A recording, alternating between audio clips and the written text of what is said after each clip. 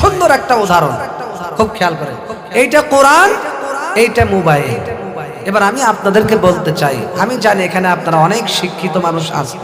আমার শেষ কথা, আমি চলে যাব ভাই, শেষ কথা, খুব খেয়াল করে শুনুন। যুবক ভাইরা বিশেষ করে খেয়াল করে শোনেন, সবাই শুনে। এই যে আমার ডান হাতে কোরআন, বাম হাতে মোবাইল, আমি আপনাদেরকে বলতে চাই কোরআন দামি না মোবাইল দামি?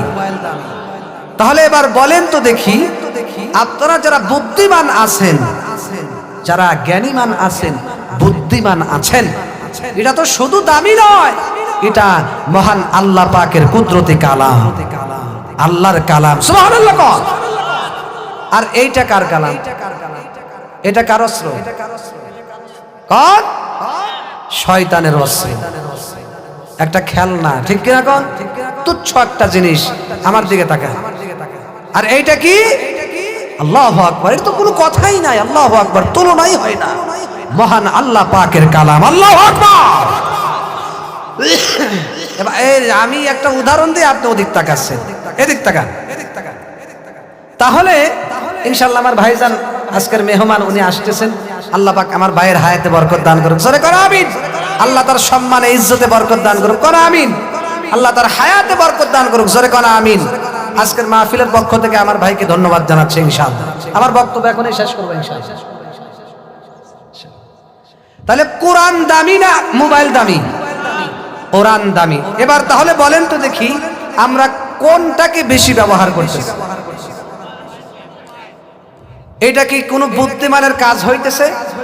যুবক ভাইরা বিশেষ করে বলবে, হ্যাঁ মোবাইলটা ভালো কাজও করা যায়, কোরআন পড়া যায়, হাদিস পড়া যায়, কিন্তু আপনারাই বলেন ভালো কাজই বেশি হইতেছে না, নাকি অপকর্ম বেশি হইতেছে? অপকর্ম। তাহলে আমরা কেন বুঝার পরেও, যথেষ্ট বুঝার পরেও আমরা কেন তুচ্ছ জিনিস হাতে নিয়ে ঘুরতেছি? রাত অফিসে যখন বসি মোবাইল হাতে টিপেন শুরু করি, রাস্তায় যাই গাড়িতে মোবাইল নিয়ে টিপে টিপে শুরু করি, বাড়িতে গিয়ে বসি সারাদিন পরিশ্রম করে মোবাইল টিপেন শুরু করি, ঠিক কিনা কোন?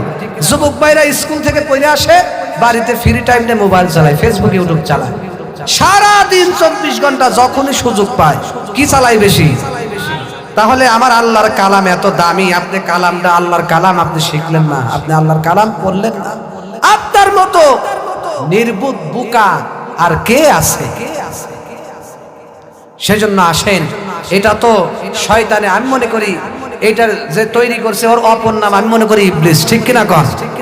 কারণ ও মানুষের ক্ষতি করছে, ঠিক কিনা কোন? ইউটিউব ফেসবুক যে তৈরি করছে, কি বলবো আর, ওর বিষয়ে আমি এত আর কথা বলতে যাব না। অনেক মানুষ উপস্থিত, অতিথিবৃন্দ উপস্থিত, আমি আপনাদের কাছে এতটুকুন বলতে চাই, আসেন, আল্লাহর কালামের তো কোনো তুলনাই হয় না। সেজন্য আসেন, এই তুচ্ছ জিনিসকে আমরা বাদ দিয়ে আসেন আমরা কোরআনে কারিমকে ধরি, কোরআনে কারিমকে বেশি সময় দেই, কোরআনে কারিম অনুযায়ী জীবন পরিচালনা করি। রাজি আছি তো ইনশাআল্লাহ? কোরআন বেশি পড়বো তো ইনশাআল্লাহ? হাদিস আছে, যেই ঘরে কোরআন তিলাওয়াত বেশি বেশি করা হয় ওই ঘরে শয়তান আসতে পারে না, আর যেই ঘরে কোরআন তিলাওয়াত হয় না ওই ঘরে শয়তান বাসা বাঁধে। নাউজুবিল্লাহ। শোনো, কোরআন বেশি বেশি পড়বো, আপনারাও পড়বেন, সন্তানদেরকেও পড়াবেন, মা বোনদেরকেও পড়াবেন। আল্লাহ আমাদের সকলকে কোরআন অনুযায়ী জীবন যাপন করার তৌফিক দান করুক।